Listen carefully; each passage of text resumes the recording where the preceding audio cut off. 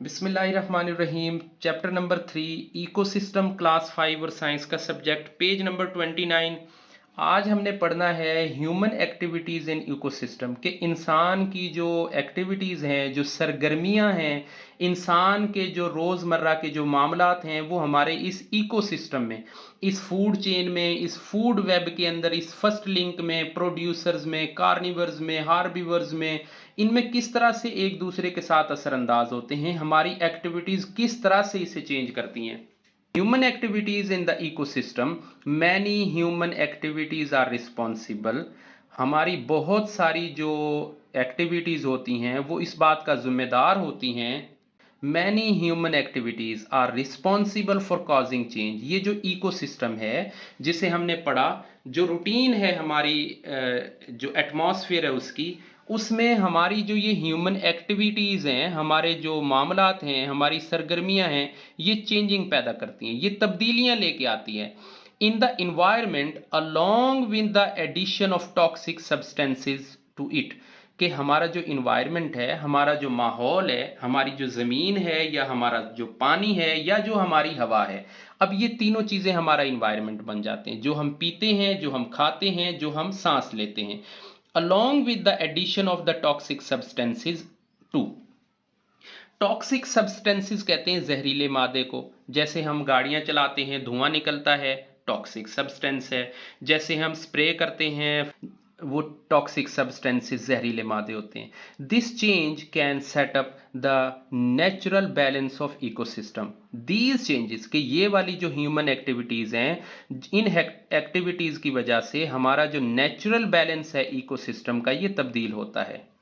पिछले पिछले पेज के ऊपर जो पेज नंबर 29 है, उसमें हमने ह्यूमन एक्टिविटीज का एक वर्ड सुना। उस ह्यूमन एक्टिविटीज में हम देखें, पहली एक्टिविटी है डिफॉरेस्टेशन। डिफॉरेस्टेशन का मतलब है जंगलात की कटाई कर देना। इंसान को ज़रूरत है फर्नीचर की, बैठने के लिए, इंसान को ज़रूरत है आग जलाने के लिए लकड़ी की। सो वो क्या करता है, डिफॉरेस्टिंग करता है और इन इन लकड़ियों को काट देता है, बड़े लार्ज स्केल पे कटिंग कर देता है। अब ये भी हमारे इन्वायरमेंट के अंदर एक असरअंदाज होने वाली इंसानी सरगर्मी है।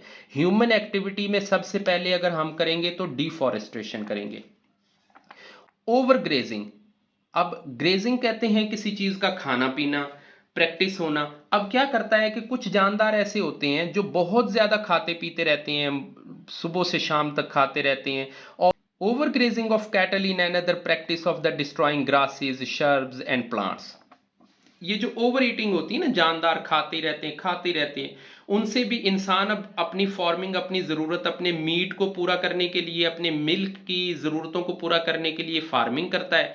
और वो वाले एनिमल्स बहुत ज़्यादा ग्रास खा रहे होते हैं, बहुत ज़्यादा खुराक खा रहे होते हैं, और उतनी प्रोड्यूस नहीं हो रही होती। तो ये भी हमारे इन्वायरमेंट के अंदर एक फैक्टर है जो इंसान की सरगर्मी की वजह से असरअंदाज होता है।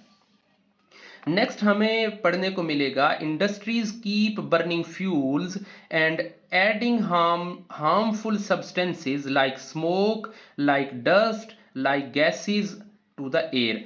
कि हम फैक्ट्रियां लगा लेते हैं, उनमें ऑयल जल रहा होता है, उनमें पेट्रोल, उनमें डीजल, उनमें गैसेस पैदा हो रही होती हैं, और ये हार्मफुल जो सब्सटेंस होते हैं, ये जो नुकसानदेह मादे होते हैं, ये हमें स्मोक, डस्ट, गैसेस और एयर हमारी पोल्यूशन करते हैं।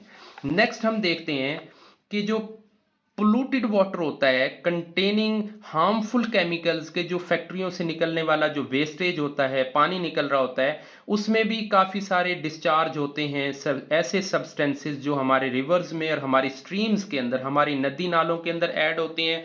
और इन नदी नालों के अंदर जाने की वजह से हमारा जो इकोसिस्टम है वाटर का, वो डैमेज होता है। इन इंडस्ट्रीज के धुएं से हमारा इकोसिस्टम जो एयर का है वो डैमेज होता है।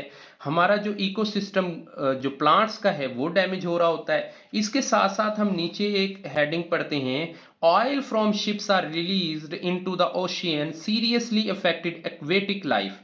इसमें हमें जो वर्ड इक्वेटिक लाइफ मिला पढ़ने को, इसका मतलब होता है आबी जिंदगी, पानी के अंदर रहने वाला जो इकोसिस्टम है उसे हम इक्वेटिक लाइफ बोलेंगे। अगर आगे कहीं हमें ये लफ्ज़ पढ़ने को मिलेगा तो उसका मतलब ये कि ऐसे जानदार जो पानी के अंदर रह रहे हैं, जिनकी ज़िंदगी पानी पे गुजारा कर रही है, सो जब हम जहाज़ लेके जाते हैं वहाँ से ओवर फ्यूलिंग होती है, फ्यूल निकलता रहता है, लीकेज होती है, या कुछ ना कुछ वहाँ से जो हम रिलीज़ करते रहते हैं वो हमारे इक्वेटिक लाइफ को डैमेज कर रहा होता है। सबसे लास्ट में हम फर्टिलाइजर्स को पढ़ेंगे कि ये जो एक्सेसिव यूज होता है खाद का, स्प्रे का और पौधों के ऊपर पेस्टिसाइजिंग का, इस काम के जरिए क्या होता है कि वो जो वाटर बॉडी होती है किसी पौधे की या किसी सॉइल की, वहां पे पोल्यूशन फैल जाती है और वहां से भी वो चीजें असरअंदाज हो जाती हैं। नेक्स्ट पेज नंबर 31 पे, प्रैक्टिस लाइक ओवर हंटिंग और over fishing upset the balance of ecosystem, कि बाज़ औक़ात हम शिकार पे शिकार किए जाते हैं, हमारी ज़रूरत थोड़ी होती है लेकिन हम बहुत ज़्यादा शिकार कर रहे होते हैं, और ओवर फिशिंग करते हैं कि मछलियाँ बहुत ज़्यादा पकड़ लेनी।